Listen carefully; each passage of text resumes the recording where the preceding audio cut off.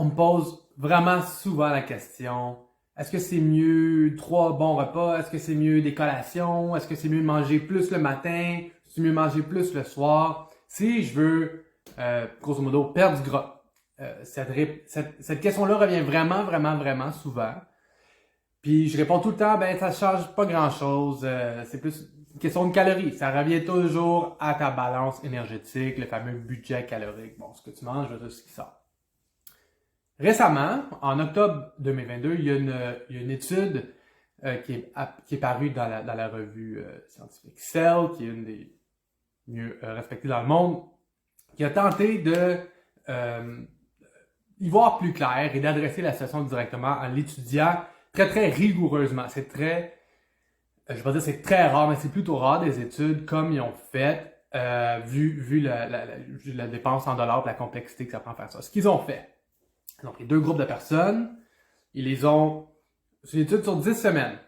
La première semaine, tout le monde mange la même chose, distribué également dans la journée. Fait que l'étude essaye spécifiquement de trouver ça change quelque chose si je mange plus le matin que le soir à budget calorique égal. Ok, fait que tout le monde se fait fournir les mêmes repas, même valeur calorique des repas, le même déficit calorique pour chaque personne. Puis ils mesurent tout, ils mesurent le métabolisme de base, ils mesurent la dépense énergétique, donc comme je viens de dire, l'apport énergétique, comme ils contrôlent 100% des repas. Donc tout le monde a la même ingestion de calories, mesure la dépense calorique. Fait que tout est contrôlé au maximum, au point que si quelqu'un finissait pas un repas, il leur demandait de le peser puis de leur dire combien ils n'ont pas mangé pour s'assurer que ces données-là soient les plus exactes possibles. Le but spécifiquement, la question qu'ils cherchaient à répondre, c'est est-ce qu'il y a une différence dans la perte de poids, de gras, en fonction du timing des calories, de l'apport calorique dans le fond, matin versus soir, mais on peut extrapoler que ça voudrait dire la même chose que sur 3 repas, 2 collations, tout ça. L'idée, c'est de voir est-ce qu'il y a une différence dans la façon, si plus tôt versus plus tard dans la journée. OK? Première semaine, c'est égal. Tout le monde mange, c'est-à-dire la distribution des calories dans la journée est égale. Ensuite, pendant 4 semaines, ils font, un groupe fait le matin, plus de calories le matin et un plus petit souper. L'autre groupe fait le contraire, fait que moins de calories le matin, plus au souper ou au contraire, je sais pas trop ce que je viens de dire. Fait que les 2 groupes font le contraire l'un de l'autre. Une semaine, pendant 4 semaines ça. Une autre semaine où ils reviennent à tout égal comme la première semaine. Puis un autre 4 semaines où là, les mêmes personnes inversent. Donc ça, ce que ça fait d'un point de vue, disons, scientifique, pourquoi ça c'est intéressant, c'est que chaque individu ait son propre contrôle. Si tu le sais pas, quand on fait des études, il y a les gens avec qui on fait une intervention X, c'est l'autre groupe de personnes avec qui on fait une autre intervention, puis on a d'habitude un 3e groupe qui est le groupe contrôle, juste pour essayer d'évaluer, éliminer ou évaluer ce qui est quelle portion de ça qui est aléatoire. Ok, mais là comme chaque participant agit comme son propre contrôle, on peut mesurer la différence à l'intérieur d'une même personne, comme pendant un mois ils ont fait une chose, pendant un autre mois ils ont fait une autre chose. Fait qu'on peut alors, à travers tout le groupe, on peut éliminer les variances génétiques. Dans le fond, les variances individuelles, comme on étudie sur chaque. On compare les individus entre eux, fait qu'on peut faire comme des moyennes, on peut dire. Puis après ça, on compare les individus par rapport à eux-mêmes pour évaluer, comme je dis, s'il y a des différences génétiques ou aléatoires là-dedans. Okay? Donc, l'étude est très solide d'un point de vue méthodologique. Okay?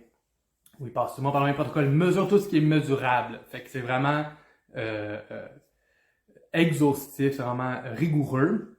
Et ils ont trouvé, au bout de 10 semaines de cette rigoureuse étude, qu'il n'y a pas de différence. Ça change rien, la distribution de les calories dans ta journée sur la perte de gras.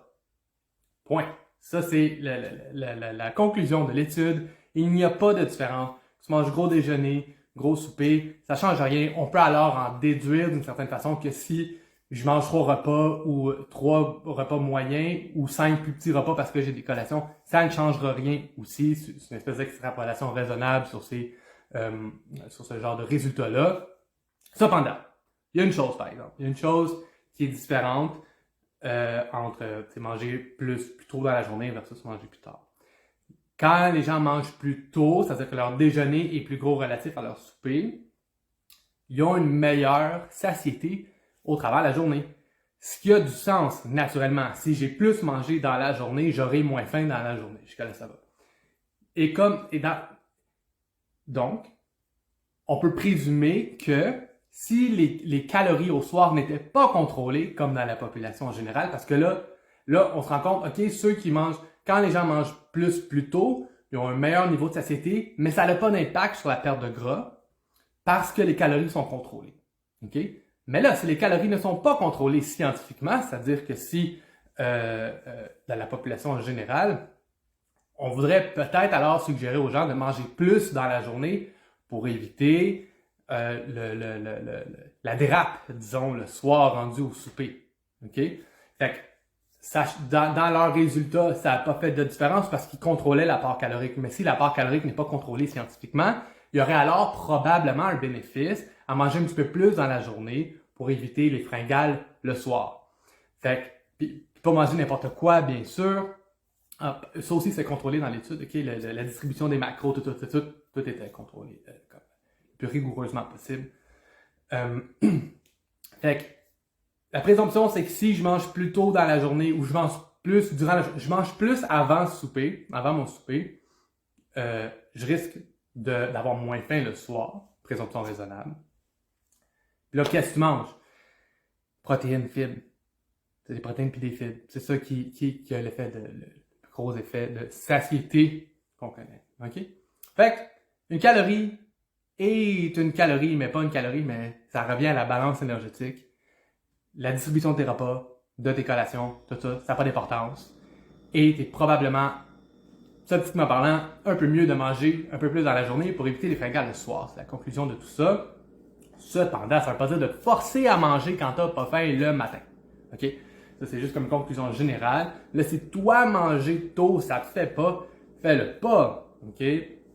Naturellement, comme ça revient ultimement juste à la balance énergétique, si ce n'est pas un enjeu pour toi les fringales le soir, ne te force pas à manger plus tôt dans la journée. Il faut que tu fasses qu'est-ce qui fonctionne pour toi, parce que chaque personne va avoir des réactions légèrement différentes à ces choses-là.